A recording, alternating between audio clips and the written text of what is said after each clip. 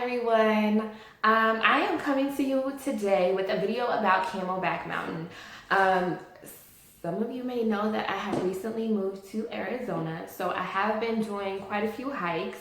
Camel Back Mountain though, I posted some pics on Instagram and a couple of people were like, oh my God, I wanted to climb the mountain, blah, blah, blah. And I was one of those people before I climbed it. But I wanted to let you know, like, some things you should know before you climb the mountain. Number one, the trail I went on, there's a couple different trails. I went on Echo Trail. Normally I go hiking by myself. I'm so glad I didn't go hiking by myself this time because there were a couple of times where I was like, I'm just gonna sit here and wait for you guys to finish. Like, I'll meet you on your way down. It is a really, really intense trail and I was not expecting that.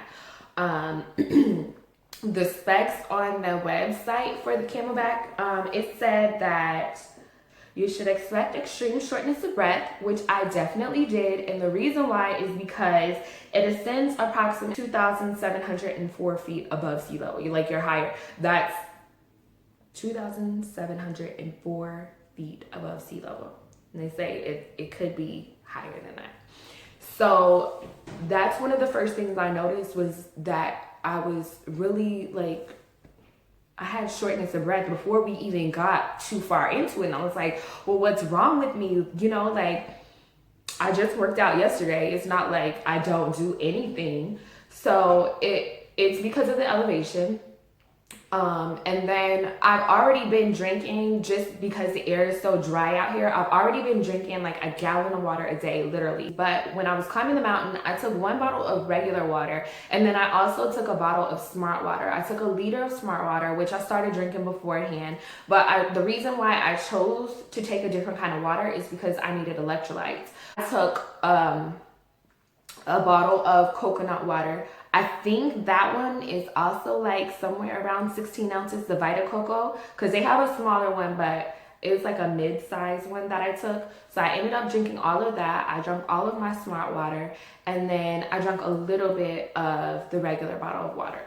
So you're gonna wanna make sure that you're hydrated. The snacks that I took with me were trail mix. My trail mix had almonds, peanuts, cashews, M&Ms, raisins. I think that's about it.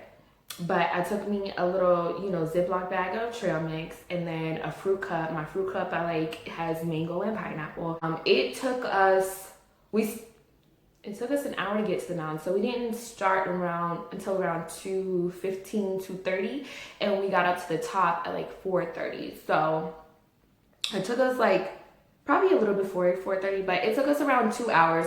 Reason being because I needed to stop and keep taking a breath.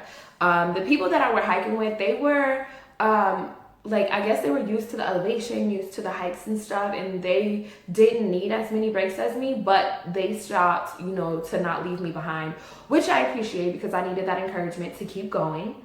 Another thing that I wanted to mention about this hike is that because it's so intense and it's really rocky and there's a lot of climbing, I literally had to use both hands and feet to climb this mountain.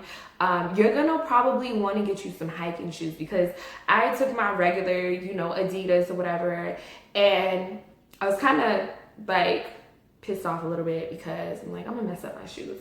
But the thing is, there's a lot of slippery parts. I felt like the grip was gone in my shoes by the end of this hike. So I'm definitely gonna look into getting some hiking shoes because that was intense. I wasn't expecting it. And if I'm gonna keep climbing these mountains out here, I wanna be prepared. I don't wanna slip. And a couple times I almost did slip. Some of the other people almost did slip. And I'm over here screaming, getting everybody else scared. My next thing that I wanted to make sure that everybody know was to be aware that in the mountains, there are animals. And the last couple hikes I went to South Mountain, didn't see anything. Gold Canyon, I didn't really see anything.